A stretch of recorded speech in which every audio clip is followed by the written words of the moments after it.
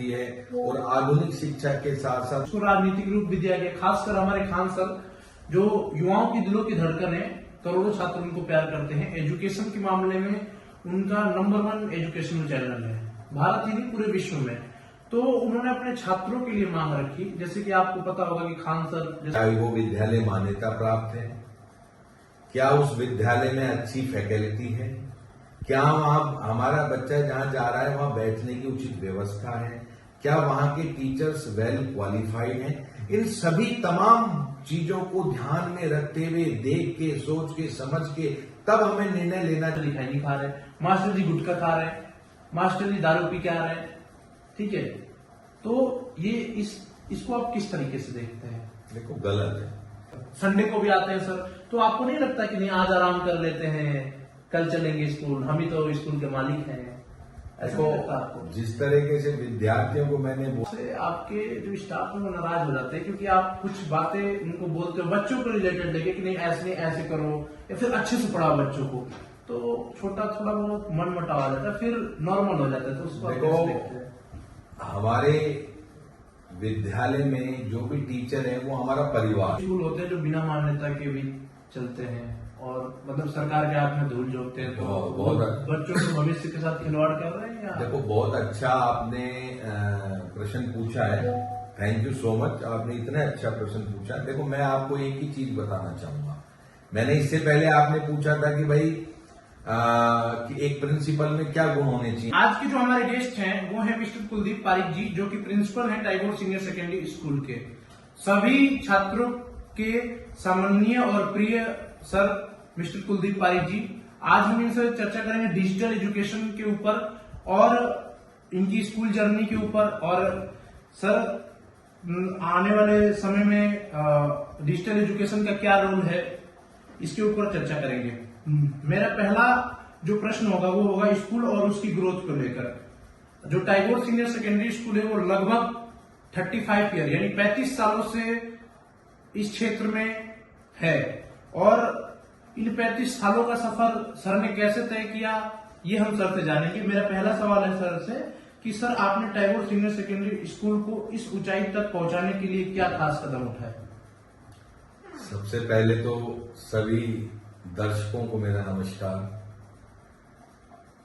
इस विद्यालय की स्थापना 1991 में हमारी माताजी और इस विद्यालय की डायरेक्टर श्रीमती मंजूबाला पारिक ने की, और लगभग 2008 से मैं एज ए प्रिंसिपल इस विद्यालय में कार्यरत हूं। और मेरा मोटो हमेशा से यही रहा है कि बच्चों को डिसिप्लिन के साथ साथ किस तरीके से हम मॉडर्न एजुकेशन दे सकते हैं, बच्चों का सर्वांगीण विकास कर सकते हैं। उसी स्ट्रेटेजी के साथ 2008 से मैं लगातार प्रयासरत हूं, और मेरा मोटो धीरे धीरे मैं उसको अचीव भी कर रहा हूं। हमारा विद्यालय आसपास के क्षेत्र में जो शिक्षा दे रहा है, जो क्वालिटी एजुकेशन दे रहा है, ये सभी भली भांति से इससे परिचित हैं। हम आधुनिकता की ओर ज्यादा जोर दे रहे हैं।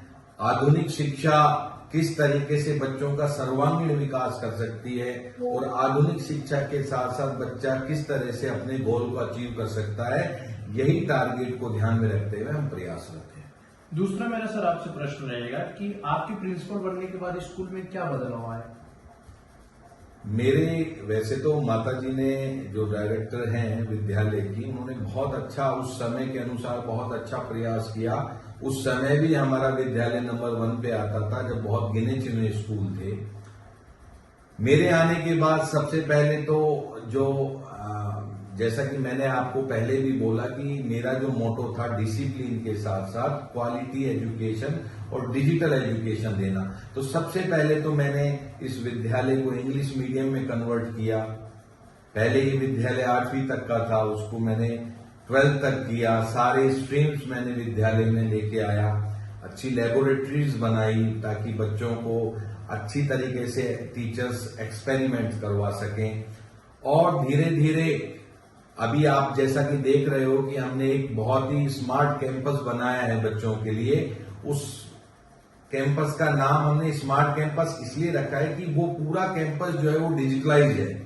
वहां बच्चों को जो एजुकेशन दी जाती है, जो पुरानी पद्धति चौक और डस्टर की थी, उससे हटकर हम किस तरीके से बच्चों को ऑडियो विजुअल बच्चों को लर्निंग करवा सकें, जिससे बच्चे जो पढ़ें वो उनका कॉन्सेप्ट याद करने का हो, चीजों को समझने का हो, ना कि रटने का हो।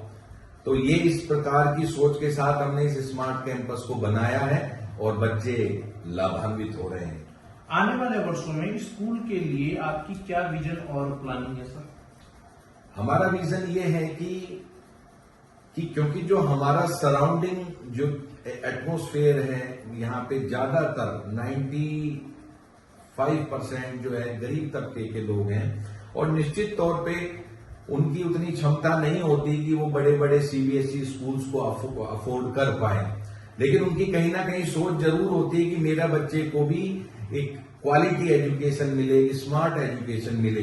तो इसी सोच के साथ हम बहुत ही कम फीस में बच्चों के लिए स्मार्ट कैंपस बनाया है। हमने लीड कंपनी से टाई अप किया है डिजिटल कंटेंट के लिए, हमने टीच नेक्स्ट को अडॉप्ट किया है और हमारा ये प्रयास है कि गरीब से गरीब बच्चे की जो प्रतिभा है वो निखर के आए और उनके जो सपने हैं वो साकार हो, उनको एक हम आसमान दें जिसमें वो उड़ सके, वो अपने गोल्स को अचीव कर सके।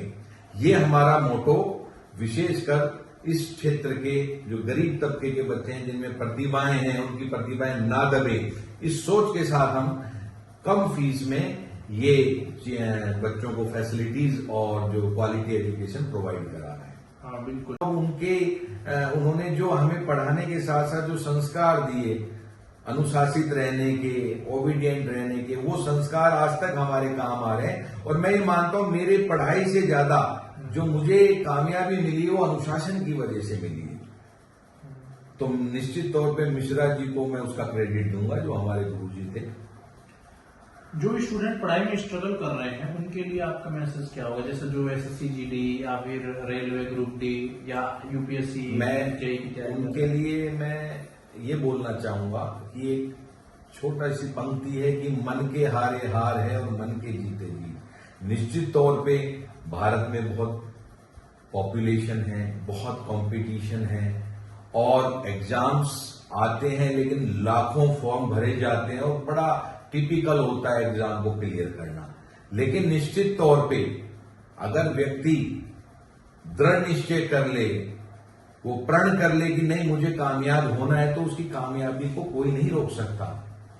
तो मैं हर उस विद्यार्थी से कहना चाहूंगा जो निश्चित तौर पे कंपटीशन एग्जाम्स की तैयारी करते हैं, एग्जाम्स देते हैं, तो वो आप बिल्कुल प्रण कर लो कि आपको लगना है आज नहीं कल निश्चित तौर पे आपको कामयाबी मिलेगी। लेकिन अनुशासित रहते हुए जो आपकी प्रायोरिटी है, आपको पढ़ाई करनी है तो आपको पढ़ाई करनी है। अगर आप सोचो कि मैं मोबाइल में भी एंटरटेनमेंट कर लूं, मैं टीवी से भी मनोरंजन कर लूं और मैं कामयाब भी हो जाऊं, तो वो संभव नहीं है। आपकी पहली प्रायोरिटी है, अगर आपको कंपटीशन एग्जाम की तैयारी कर रहे हो तो आपका गोल होना चाहिए कि मुझे अभी फिलहाल अपनी कंपटीशन एग्जाम की तैयारी करनी है और मुझे उसको क्लियर करना है। और आगे जब आप उसको लग जाओगे तो निश्चित तौर पे आप खूब आनंद लोगे जीवन में। तो आपका मोटो यही रहना चाहिए कि फोकस, आपका गोल कि मुझे पढ़ाई करनी है और एक एग्जाम को इसको क्लियर करना है। तो निश्चित तौर पे अगर इतना आपका दृढ़ निश्चय प्रण लेके अगर आप तैयारी करते हो तो आप निश्चित तौर पे कामयाब हो। आपके विचार से एक प्रिंसिपल के अंदर कौन से गुणों का होना जरूरी है, एक सफल और सभ्य प्रिंसिपल के अंदर और एक स्कूल संचालक के? देखो, ये बहुत अच्छा क्वेश्चन है। मेरा मानना यह है कि nobody is perfect in this world. इस संसार में जितने भी इंसान हैं, निश्चित तौर पे कोई ना कोई कमियां सब में रहती है और प्रिंसिपल भी एक इंसान होता है, उसमें भी निश्चित तौर पे हम में भी हो सकती है कोई कमियां हो। लेकिन क्योंकि इस समाज ने हमें एक दर्जा दिया है भगवान का, तो अब भगवान नहीं तो कम से कम प्रयास तो करें कि इंसान तो बन के दिखाएं।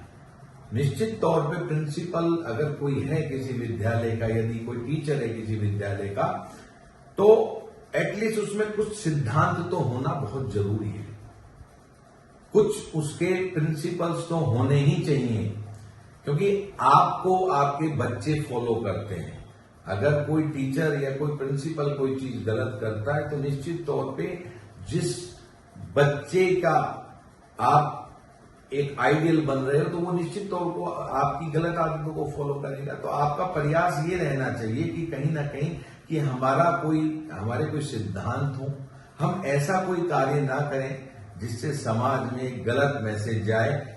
और हमारा मोटो यही होना चाहिए कि जो हमारे सपने हम पूरे नहीं कर पाए वो सपने हमें अपने विद्यार्थियों में देखने चाहिए और उसे पूरा करने के लिए प्रयासरत रहना चाहिए। जैसे कि आपको पता है कि एक नियम है कि एक स्कूल में एग्जिट 2 गेट होने चाहिए, एक तो एग्जिट और एक एंट्री और एग्जिट। हाँ, तो कई स्कूल में तो एक ही गेट रहता है और सर आपके स्कूल में तो 3 गेट है, 1 2 3, ठीक है।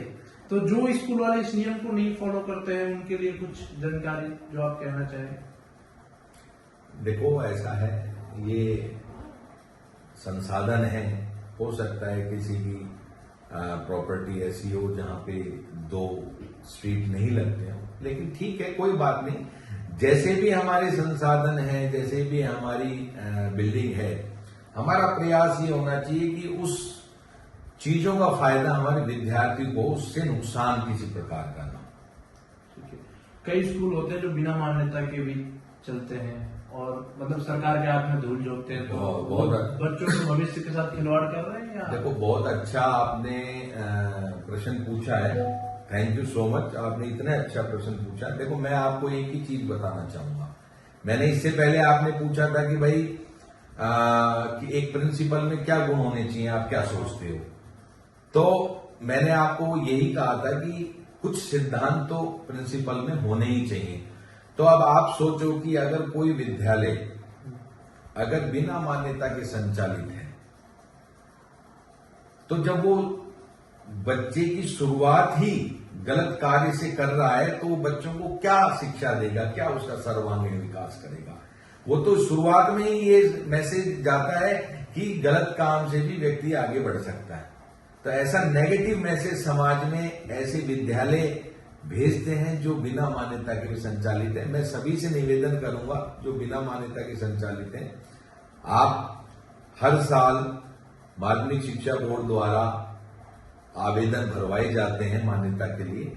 आप नियमों को, नॉर्म्स को पूरा करो, मान्यता लो और खूब अच्छी शिक्षा दो बच्चों को। लेकिन आप स्वयं गलत काम करोगे, मान्यता के बिना बच्चों को विद्यालय में पढ़ाएंगे तो कहीं ना कहीं आप बच्चे के भविष्य के साथ खिलवाड़ कर रहे हैं। तो ऐसा नहीं होना चाहिए। और ऐसी भी स्कूल देखे जो एडवर्टाइजमेंट के पर्पज से गलत यूज करते हैं। जैसे मान्यता मान लो आरबीएसई बोर्ड की है, लेकिन दिखाते एचबीएसई बोर्ड की भी, इंटरनेशनल मान्यता भी दिखा देते हैं। और कई बार तो भाई जैसे हरियाणा बोर्ड की भी मान्यता दिखा दी, आरबीएसई बोर्ड की भी मान्यता दिखा दी, कहीं यूपी से टच है तो यूपी बोर्ड की भी मान्यता दिखा दी, और एक बोर्ड की मान्यता है उनके पास, और चल वही से रहे स्कूल है। देखो तो ये एक तरीके का गलत है कि नहीं है? देखो ये तो गलत तो है ही, सभी को पता है। दुर्भाग्य की बात यह है कि भिवाड़ी में ज्यादातर गरीब तबके के लोग हैं, अशिक्षित लोग हैं, और वो सॉफ्ट टारगेट होते हैं। उनको आप कैसे भी मूर्ख बनाने में आप सक्षम हो जाते हैं, लेकिन ऐसा नहीं करना चाहिए। आप ऑनेस्टली कोई भी कार्य करें ना, उसका इम्पैक्ट बच्चे पे भी और संस्था पे भी अच्छा जाएगा। तो सच्चाई के साथ संस्था को भी आगे बढ़ना चाहिए और सच्चाई के साथ आपको हर चीज करना चाहिए, उसी से बच्चे का सर्वांगीण विकास होगा। जैसा कि सर ने बताया, सच्चाई बहुत इंपॉर्टेंट है। और लोग कहते हैं कि सच्चाई से काम कर बिजनेस में प्रॉफिट नहीं होता है, तो उनके लिए अलग पांडे सर और खान सर एक मिसाइल है। अलग पांडे सर ने एक व्हाइट बोर्ड से शुरुआत की थी और आज उनकी 16,000 करोड़ की कंपनी है, यूनिकॉर्न कंपनी है भारत में। और वो कहते हैं कि बच्चों का प्यार है, तो जब आप शिद्दत से किसी कार्य को करेंगे तो बच्चे आपको प्यार करेंगे और आपके बिजनेस में भी आपको प्रॉफिट होगा। ठीक है, जैसे कि खान सर है, बहुत ही बेहतरीन टीचर है, बहुत ही डाउन टू अर्थ इंसान है वो। तो अब हमारा जो क्वेश्चन है आपको, आपका फेवरेट स्टूडेंट कैसा होना चाहिए, शरारती या पढ़ाकू? देखो, शरारती तो होना ही नहीं चाहिए, पढ़ाई के साथ साथ अनुशासित होना चाहिए। अगर आपके पास एक सुपर पावर होती तो आप वो कौन सी लेना चाहते? सुपर पावर होती तो कौन सी लेना चाहते? हाँ, सुपर पावर तो मैं यही चाहता हाँ, कि मुझे ईश्वर इतनी शक्ति, इतना एनर्जी दे कि मैं ज्यादा से ज्यादा बच्चों के हित के लिए कार्य कर पाऊं। आप अभी भी करता हूं, और एनर्जी होती और ज्यादा मैं बच्चों के लिए कार्य करता। ठीक है। पढ़ाई के अलावा कौन सा स्पोर्ट या हॉबी आपको पसंद है? देखो, बचपन में तो मुझे क्रिकेट पसंद था, हाँ, मैं बहुत क्रिकेट खेलता था। अभी की बात की जाए तो मुझे ट्रेवलिंग पसंद है। ठीक है। मैं थोड़ा जब भी समय मिलता है तो कोशिश करता हूं थोड़ा सा नई नई सिटीज को एक्सप्लोर करूं। छात्रों के जो मन में एक परीक्षा का तनाव होता है, जैसे 10th और 12th बोर्ड आए हैं अभी, ठीक है, तो उस तनाव के लिए आप क्या कहना चाहते हैं छात्रों से? देखो, तनाव तो लेना ही नहीं चाहिए। तनाव उस विद्यार्थी के आता है जो, क्योंकि आजकल बच्चों की सोच ज्यादातर की रहती है कि ये तो मेरी बोर्ड की क्लास नहीं है, इसमें मैं इतनी मेहनत नहीं करूंगा, जब मैं बोर्ड की क्लास आएगी तब मैं पूरा अपना 100% एफर्ट्स दूंगा। तो जो सतत लगातार हर क्लासों में मेहनत करता है बच्चा, उसके तनाव कभी भी नहीं दिखेगा। और जो बच्चा एग्जाम के दौरान ही पढ़ना चाहता है तो निश्चित तौर पे उसके मन में तनाव आएगा। तो मेरा सभी विद्यार्थियों से यही निवेदन है, और मैं ये कहना चाहूंगा कि पढ़ाई जो है, आप उसको बीच में गैप नहीं कर सकते, आपको लगातार मेहनत करनी है। अगर आपका टारगेट बड़ा है तो आपकी मेहनत भी उतनी बड़ी होनी चाहिए। तो निश्चित तौर पे लगातार जो मेहनत करता है, हर क्लास में जो मेहनत करता है, उसमें तनाव नहीं आएगा। और यदि फिर भी किसी विद्यार्थी के मन में ऐसा लगता है कि भाई एग्जाम आ गया और मेरे अंदर तनाव है, तो तनाव को भूल जाओ। आप सोचो एग्जाम है, ये एग्जाम मुझे देना है, मुझे मेरी मेहनत में कमी नहीं छोड़नी है, टीचर्स ने जो बताया उस बातों को फॉलो करते हुए मुझे मेरा एग्जाम देना है, उसका परिणाम कुछ भी हो। और निश्चित तौर पे जब आप टीचर्स की बताए अनुसार आप मेहनत करेंगे, हर सतत प्रक्रिया से आप पढ़ाई करेंगे, तो परिणाम निश्चित तौर पे अच्छा है। आजकल जो है सर, वो कंपटीशन बढ़ते जा रहा है, कोटा को हब माना जाता है, एजुकेशन हब।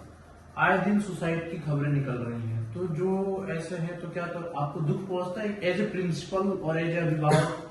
आप बच्चों को क्या कहना चाहोगे जो बच्चे गलत कदम उठा लेते हैं? देखो, दुख तो होना स्वाभाविक है, हम मनुष्य हैं, और जब ऐसी घटनाओं को कोई भी देखता है तो मन विचलित होता है।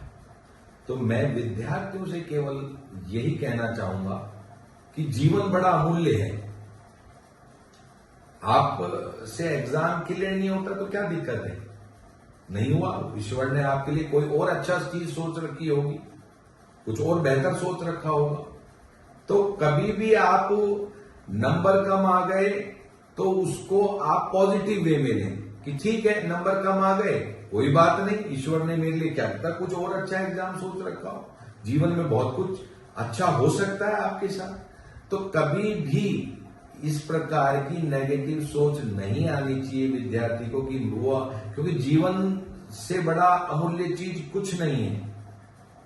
आप माँ बाप की, पेरेंट्स की बड़ी आशा होती है, वो बचपन से आपको पालते हैं, पोसते हैं, बड़े करते हैं एक अपेक्षा के साथ। तो अगर आप इस तरह के, अगर कोई विद्यार्थी अगर डिसीजन लेता है, सुसाइड करता है, तो एक मतलब ऐसा लगता है कि उससे बड़ी मूर्खता जीवन में कुछ हो ही नहीं सकती। तो इसलिए जीवन बड़ा अमूल्य है, परीक्षाएं आएगी जाएगी, लेकिन हमें कभी भी हमारे मन में नकारात्मक भाव पैदा नहीं करने चाहिए, आगे बढ़ते रहना चाहिए। ईश्वर ने हो सकता है उस एग्जाम से बेहतर हमारे लिए कुछ और सोचा। बिल्कुल सही बात है। फेलियर से कभी घबराना नहीं चाहिए। जैसे डॉक्टर एपीजे अब्दुल कलाम हुए, जीवन में बहुत बार फेल हुए वो, लेकिन कभी घबराया नहीं। परमाणु बम की जब परीक्षा की डॉक्टर एपीजे अब्दुल कलाम ने, तो एक बार असफल हो गया, तो क्या वो घबरा गए? नहीं, जीवन संघर्ष है और इसको जीना चाहिए। परिस्थितियों के नीचे बस नहीं दबना चाहिए। जैसा कि सर आपको पता है, बीपीएससी का पेपर लीक हुआ, 17वीं बीपीएससी का। उसमें कई सारे छात्रों के ऊपर लाठियां बरसाई गई गवर्नमेंट के द्वारा। कई सारे शिक्षकों ने इस आंदोलन में भाग लिया, जैसे कि विपिन सर हो गए, खान सर हो गए, और भी पटना के पीके झा, मतलब कई सारे शिक्षकों ने भाग लिया। उसको राजनीतिक रूप भी दिया गया। खासकर हमारे खान सर, जो युवाओं की दिलों की धड़कन है, करोड़ों छात्र उनको प्यार करते हैं। एजुकेशन के मामले में उनका नंबर 1 एजुकेशनल चैनल है, भारत ही नहीं पूरे विश्व में। तो उन्होंने अपने छात्रों के लिए मांग रखी। जैसे कि आपको पता होगा कि खान सर जैसे हॉस्पिटल में थे, हॉस्पिटलाइज थे, उसके बाद भी उनकी तबीयत खराब हो गई थी बीपीएससी आंदोलन के दौरान। तो उन्होंने ये कहा कि मैं कब डिस्चार्ज दूंगा, मेरे को अपने बच्चों की क्लास लेने जाना है। तो खान सर के इस योगदान को आप कैसे देखते हैं? देखो, ये जो सिचुएशन पैदा होती है कि बच्चे आंदोलन करें या पेपर लीक होते हैं, निश्चित तौर पे दुर्भाग्यपूर्ण है।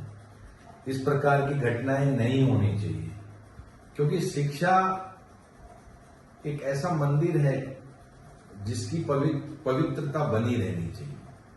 एक बच्चा जो दिन रात मेहनत करता है इस आस के साथ कि मुझे मेरे भविष्य को बनाने का मौका मिलेगा, और अगर पेपर लीक होता है तो निश्चित तौर पे उसके साथ, उसके जीवन के साथ बहुत बड़ा खिलवाड़ होता है। तो ऐसा नहीं होना चाहिए। एक लड़के ने सुसाइड कर लिया, सोनू नाम है उसका, खान सर के यहाँ पढ़ता था। खान सर कह रहे थे उसका मतलब वो एसडीएम था, बीपीएससी में निकाल देता, लेकिन बीपीएससी का पेपर लीक हुआ, री एग्जाम ना हुई, इतना सारा गवर्नमेंट ने खेल रचा, उससे उस बच्चे का जीवन चला गया। और एक शिक्षक अपने बच्चे को कंधा देने गया, जिस बच्चे को वो डीएम के पद पे, एसडीएम के पद पे बैठाना चाह रहा था, उस बच्चे को वो अपने कंधों पे शमशान घाट तक लेके गया। तो उस दृश्य को आप कैसे देखते हैं sir, as a principal, as a शिक्षक? As a human being, as a principal, as a teacher, ये बड़ा दुखद है। ऐसा समय, ऐसा सिचुएशन ईश्वर किसी को ना दिखाए, क्योंकि जब एक शिक्षक अपने सपने जो पूरे नहीं कर पाता, वो अपने सपने को अपने विद्यार्थी में देखता है, और वो विद्यार्थी जब उसको कंधा देना पड़े, तो निश्चित तौर पे इससे बड़ा दुखद पल किसी शिक्षक के लिए नहीं हो सकता। ये दुर्भाग्यपूर्ण है, ऐसी घटनाएं नहीं होनी चाहिए। जैसे कि मतलब जैसे क्या है, बच्चे अब 12th के बाद चले जाते हैं तो उनका उतना अटैचमेंट स्कूल के साथ नहीं होता है, ठीक है। चाहे आप एक स्कूल के प्रिंसिपल हो, भारत में लगभग बहुत सारे स्कूल होंगे, अनगिनत स्कूल होंगे, ठीक है। तो वो फिर बच्चों के साथ खड़े नहीं होते हैं। जब केवल क्या कोचिंग संस्थानों क्योंकि वो बच्चे थे, क्या आप लोग के बच्चे नहीं थे? नहीं, क्यों नहीं थे, बिल्कुल हमारे ही बच्चे थे। ऐसा नहीं है कि कोई किसी विद्यालय में पढ़ा है या किसी कोचिंग में पढ़ा है वो उसी का बच्चे हैं। बच्चे पूरे भारत के बच्चे, पूरे देश के बच्चे, हर उस शिक्षक के बच्चे हैं। और किसी भी विद्यार्थी के साथ गलत होता है तो निश्चित तौर पे वो हमारे विद्यार्थी के साथ गलत हो रहा है, क्योंकि वो हमारे देश के विद्यार्थी हैं, और देश का भविष्य विद्यार्थी तो हैं। और अगर देश के भविष्य के साथ गलत होगा तो निश्चित तौर पर इसका मतलब देश के साथ गलत होगा। अभी जो नीट का पेपर लीक हुआ, 30-30 लाख रुपए लेकर नीट का पेपर बांटा गया, ठीक है। बिहार में एक एफआईआर दर्ज हुई, जैसे बिहार से नीट का पेपर लीक हुआ गया। तो आप किस देखते हैं, नीट जैसे एक संस्था, उसका पेपर लीक हो जा रहा है, देखो, ये कहीं ना कहीं गवर्नमेंट की फेलियर है। देखो, चाहे वो नीट हो, बीपीएससी हो, या स्कूल लेवल के भी एग्जाम हो, किसी भी एग्जाम के पेपर लीक नहीं होने चाहिए। जिस तरह से स्कूल के 9th 10th even nursery, LKG, UKG भी होती है, पेपर तो पेपर होते हैं, क्योंकि बच्चा उसी भावना के साथ एग्जाम देने जाता है जिस भावना के साथ एक नीट का या बीपीएससी का देने जाता है। तो पेपर लीक तो कहीं होने ही नहीं चाहिए। इससे बड़ा दुर्भाग्य शिक्षा प्रणाली में कुछ नहीं है यदि पेपर लीक होता है। तो ये गलत है, पेपर लीक बिल्कुल नहीं होना चाहिए। मेरा अगर नजरिया पूछते हो तो शिक्षा प्रणाली में ये एक काला धब्बा है। ठीक है सर, अगर आप प्रिंसिपल होते तो आप क्या होते? ये बड़ा कठिन सवाल है, क्योंकि मैं ईश्वर को बहुत मानता हूं और मेरा मानना यह है कि ईश्वर ने जो भाग्य में लिखा है निश्चित तौर पे वही होना है। मैं पुलिस में भी रहा हूं, सीआईडी पुलिस में। मैंने फ्लाइट पर्सनल एक जो एयरलाइंस में होता है उसमें भी वर्क करा है, और आज मैं प्रिंसिपल हूं।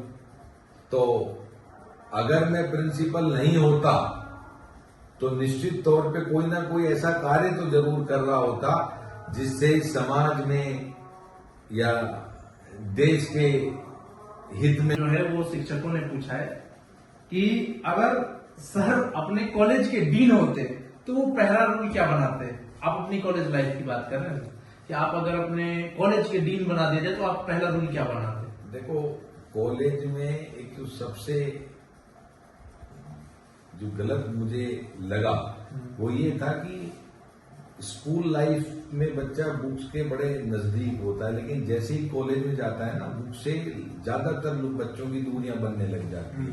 एक बहुत शॉर्ट पद्धति आ जाती है 1 वीक सीरीज, और उसको पढ़ के बच्चा ज्यादातर बच्चे एग्जाम देते हैं। तो मैं अगर ऐसा कुछ पद पे होता, कुछ अच्छा कर सकता था, तो मैं ये 1 वीक सीरीज वाला सिस्टम हटा के जैसे स्कूल लाइफ में एजुकेशन पे फोकस किया जाता है उससे कहीं ज्यादा फोकस कॉलेज में भी करवा। अगर आज के स्टूडेंट को एक कॉलेज लाइफ टिप देनी हो तो आप क्या देंगे सर?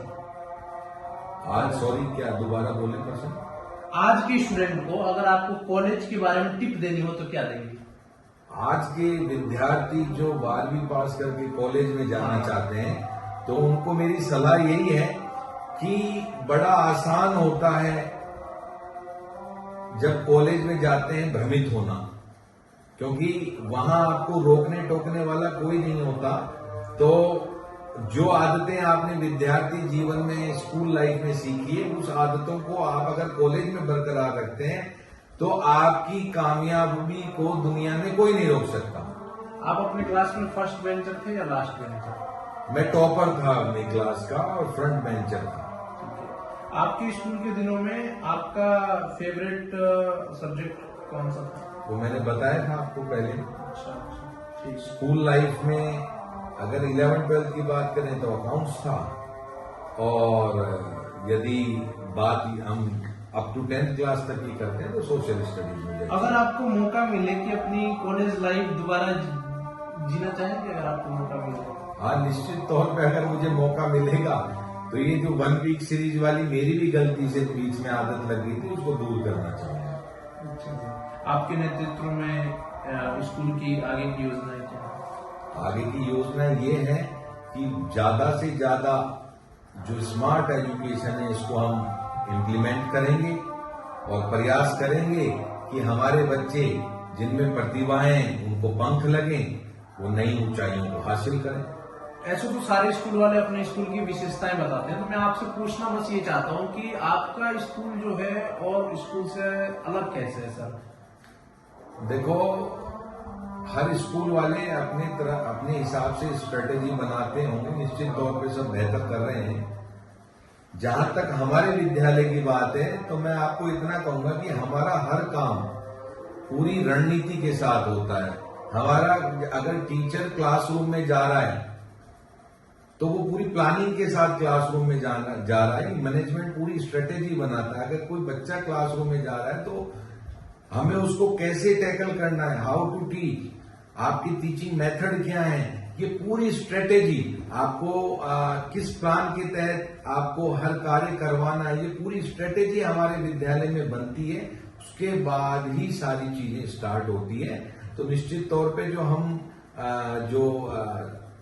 आधुनिक शिक्षा और जो पुरानी पद्धति का मिश्रण करके और नई रणनीतियों के साथ जो हम बच्चों की पढ़ाई करवा रहे हैं, समय समय पर हम टीचर्स को जो ट्रेनिंग भी दिलवाते हैं, उनको ट्रेन भी करते हैं, क्योंकि टीचर्स निश्चित तौर पे अगर पढ़ा है उसको पुरानी मेथड्स पता है, लेकिन आधुनिक युग के अनुसार किस प्रकार से उनको अपडेट रखना है, तो समय समय पर हम उनको ट्रेनिंग भी दिलवा के उनको अपडेट करते हैं और पूरी स्ट्रेटेजी के साथ हमारा विद्यालय अपने जो एक मोटो है हमारा कि छुपी हुई प्रतिभाओं को निखारना, उन्हें खुला आसमान देना, उनको नई ऊंचाइयों पे पहुंचाना, इस स्ट्रेटेजी के साथ हम आगे बढ़ रहे हैं। बहुत सारे विद्यालय ऐसे होते हैं सर कि जो एटलीस्ट कम सैलरी देने के लिए कम पढ़े लिखे लोगों को रख लेते हैं और फिर वो बच्चों को पढ़ाते हैं। ठीक है, एटलीस्ट जिनको थोड़ा बहुत पढ़ाना भी नहीं आता या फिर वो बच्चों को हैंड ओवर भी नहीं कर पाते हैं, वो रख लेते हैं। या फिर 2 क्लास को कंबाइन करके एक में बैठा दिया, जैसे 3rd 4th को एक में कंबाइन करके बैठा दिया। और यहाँ जो है भिवाड़ी में यूपी बिहार के लोग हैं और यहाँ पे सारे लोग, आपको तो पता है सर कि अराउंड 12 आवर्स की ड्यूटी करते हैं। कहीं कहीं में मम्मी पापा भी ड्यूटी पे जा रहे हैं, तो वो उतना ध्यान अपने बच्चों के ऊपर नहीं दे पाते हैं। और 3rd 4th को एक साथ बैठा दिया, 1st 2nd को एक साथ बैठा दिया, नर्सरी LKG को एक साथ बैठा दिया। कई सारे स्कूलों में ये चीजें देखने को मिलती है। तो आप कैसे देखते हो? क्या ये पेरेंट्स की आंखों में धूल झोंकना कह सकते हैं हम इसको? देखो, या देश की आंखों में धूल झोंकना? इसमें मैं उस स्कूल से ज्यादा गलती उन अभिभावकों की मानता हूं, क्योंकि अगर आप मार्केट में एक 10 रुपए का भी अगर आप कोई सामान परचेज करने जाते हैं तो आप 10 जगह ट्राई करते हैं। तो जब आप अपने बच्चों के भविष्य को बनाने के लिए अगर किसी संस्था का चयन करते हैं तो निश्चित तौर पे आपको हर चीज का पता करना चाहिए। क्या वो विद्यालय मान्यता प्राप्त है? क्या उस विद्यालय में अच्छी फैकल्टी है? क्या वहां हमारा बच्चा जहां जा रहा है वहां बैठने की उचित व्यवस्था है? क्या वहां के टीचर्स वेल क्वालिफाइड हैं? इन सभी तमाम चीजों को ध्यान में रखते हुए, देख के, सोच के, समझ के तब हमें निर्णय लेना चाहिए कि हमारे बच्चे के लिए उचित संस्था कौन सी है। तो इसमें मैं चाहूंगा कि अभिभावक को अवेयर होने की जरूरत है।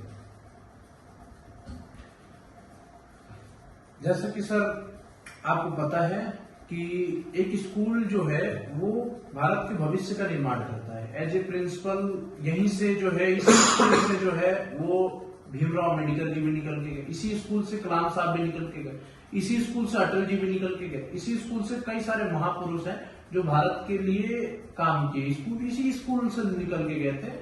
इन्हीं में से कोई बच्चा स्कूल से निकल के प्राइम मिनिस्टर बनता है, इन्हीं में से कोई बच्चा मुख्यमंत्री बनता है। तो स्कूल जो है वो भारत के भविष्य का एक तरीके से निर्माण कर रहे हैं। जब स्कूल के संचालक ही गलत कार्य करते हैं, जैसे बिना मान्यता के स्कूल चलाना हो गया, या दारू पी के स्कूल में आना, या स्कूल कई सारे स्कूलों में मैंने देखा है, एटलीस्ट राजस्थान के स्कूल में तो मैं नहीं कह सकता, लेकिन यूपी बिहार के स्कूलों में देखा है, मास्टर जी आ रहे हैं, ओम मास्टर जी खाई नहीं खा रहे, मास्टर जी गुटखा खा रहे, मास्टर जी दारू पी के आ रहे हैं। ठीक है, तो ये इसको आप किस तरीके से देखते हैं? देखो, गलत है। हम कहते हैं भारत को नशा मुक्त होना चाहिए और एक तरफ मैंने आपको पहले भी बताया था, शायद आपको ध्यान होगा, मैंने कहा था नोबडी इज परफेक्ट। हाँ। लेकिन जब हम इस लाइन में आ चुके हैं, देश के भविष्य का निर्माण कर रहे हैं, तो हमारा प्रयास ये होना चाहिए कि हमें यदि कोई गलत आदत है तो हम उसको छोड़ें। अगर हम उसको नहीं छोड़ते हैं तो फिर हमें इस लाइन को छोड़ देना चाहिए। तो ये चीजें गलत है।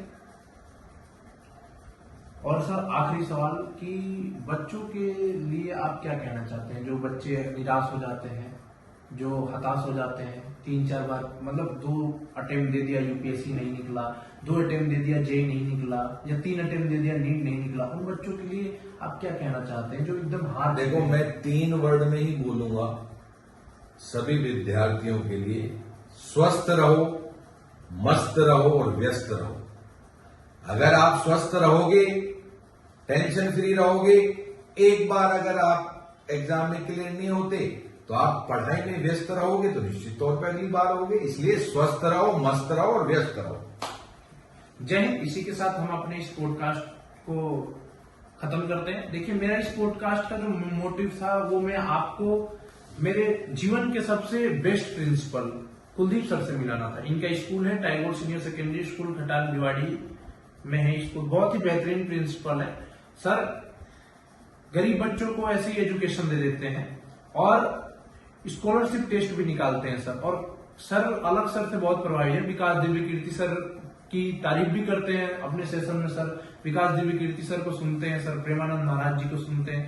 तो सर अपने ये जो प्रिंसिपल सर बहुत ही बेहतरीन काम करते हैं, अपने स्कूल के लिए दिन रात काम करते रहते हैं। इनका स्कूल इतना बड़ा है, सर चाहते तो किसी को हायर कर सकते थे कि अब मैं आराम कर रहा हूं, मैं ट्रिप पे जा रहा हूं और ये स्कूल दूसरा देख, लेकिन नहीं, सर ने ऐसा नहीं किया। सर खुद आते हैं और पर डे आते हैं, वो मतलब पर डे स्कूल आते हैं सर, संडे को भी आते हैं सर। तो आपको नहीं लगता कि नहीं आज आराम कर लेते हैं, कल चलेंगे स्कूल, हम ही तो स्कूल के मालिक हैं, ऐसा नहीं लगता आपको? जिस तरीके से विद्यार्थियों को मैंने बोला, मैं भी मेरे जीवन में यही प्रणाली अपनाता हूँ, स्वस्थ, व्यस्त और मस्त। ठीक है सर। तो मैं विद्यालय में आता हूँ, व्यस्त रहता हूँ, माइंड इधर उधर डाइवर्ट नहीं होता, अपनी एनर्जी पॉजिटिव चीजों में हम इन्वेस्ट करते हैं और उसके आउटपुट बच्चों के लिए बेनिफिशियल होता है। इसलिए सभी को व्यस्त भी रहना चाहिए। कई बार आपसे आपके जो स्टाफ है वो नाराज हो जाते हैं क्योंकि आप कुछ बातें उनको बोलते हो बच्चों को रिलेटेड लेके कि नहीं ऐसे नहीं ऐसे करो, या फिर अच्छे से पढ़ाओ बच्चों को, तो छोटा थोड़ा बहुत मन मुटाव आ जाता है, फिर नॉर्मल हो जाता है। तो उसको आप कैसे देखते हैं? हमारे विद्यालय में जो भी टीचर है वो हमारा परिवार है। मैं इसको टैगोर स्कूल नहीं कहता, मैं इसको टैगोर परिवार कहता हूँ। हमने ग्रुप भी बना रखा है, टैगोर विद्यालय परिवार। तो परिवार में छोटी मोटी बातें होती रहती है, हम पूरे टीम वर्क करते हैं। मैं अकेला कुछ नहीं कर सकता, यदि मेरी पूरी टीम है तो ही ये विद्यालय इतना आगे बढ़ रहा है। तो हम परिवार के सदस्य हैं, अगर कुछ वो गलत करते हैं तो टोक देते हैं, और वो परिवार में कोई नाराजगी भी नहीं रहती है। तो as a leader, as a principal, अगर कोई बात होती है तो बोलनी भी पड़ती है, लेकिन हम परिवार के सदस्य हैं, हम टीम वर्क पे विश्वास करते हैं और हमारी टीम का ही नतीजा है, हमारे परिवार के सभी सदस्यों का नतीजा है आज ये विद्यालय इतना दिन दुगना रात चौगुनी तरक्की कर रहा है। अकेला व्यक्ति कुछ नहीं कर सकता। तो हमारी टीम को भी मैं धन्यवाद देना चाहूंगा कि ऐसी टीम ईश्वर सभी को दे, और निश्चित तौर पे ऐसी टीम होगी तो कोई भी संस्था कामयाब निश्चित तौर पे होगी। ये जो 35 साल हैं वो दिखने में सब छोटे लगते हैं, है तो बहुत बड़ी चीज ये 35 साल। और इस क्षेत्र में ये थोड़ा मेवात से टच क्षेत्र है, तो यहाँ अशिक्षा थोड़ा ज्यादा है, अशिक्षित लोग ज्यादा है यहाँ पे। जैसे मोमडन्स है तो अराउंड अकॉर्डिंग टू हमारे जो, जहां तक मेरी रिसर्च है कि उनमें थोड़ी शिक्षा का अभाव होता है, वो स्कूल जल्दी आना नहीं चाहते हैं। देखो अब ऐसा नहीं है, स्टडी की अवेयरनेस सभी समाज में आई है। हाँ, हम बात करें 1991 की, जब हमारी माता जी ने इस विद्यालय की स्थापना की थी, उस समय निश्चित तौर पे ऐसा था कि पढ़ाई की इतनी अवेयरनेस नहीं थी। लेकिन मैं धन्यवाद देना चाहूंगा डायरेक्टर महोदया का कि उन्होंने इस क्षेत्र में एक पढ़ाई की अलग जगाई और पढ़ाई की अवेयरनेस और एक चिंगारी जलाई, जो आज एक मशाल के रूप में जल रही है। सभी बच्चे उसका फायदा ले रहे हैं। इस क्षेत्र के अंदर नहीं बल्कि पूरे भिवाड़ी के अंदर सर आपका विद्यालय नंबर 1 पे आता है। हाँ, और भी चीजें आपने बेहतर की, जैसे कि आपने डिजिटल एजुकेशन बनाई, और भी छात्रों के लिए आप दिन रात मेहनत करते रहते हैं सर। आपने अपना समय दिया, अमूल्य समय दिया सर ने। आज मैंने सर से फोन करके बोला कि सर आपका पॉडकास्ट लेना है, सर ने कहा कोई बात नहीं बेटा, जरूर अभी आ जाता हूं मैं। थैंक यू सो मच बेटा, आपने भी अपना अमूल्य समय दिया और हम तो हर विद्यार्थी के साथ हैं। आप भी एक अच्छा कार्य कर रहे हैं। जैसा कि मैंने पहले भी बोला था कि आजकल करियर हर क्षेत्र में है, ये बच्चा भी बहुत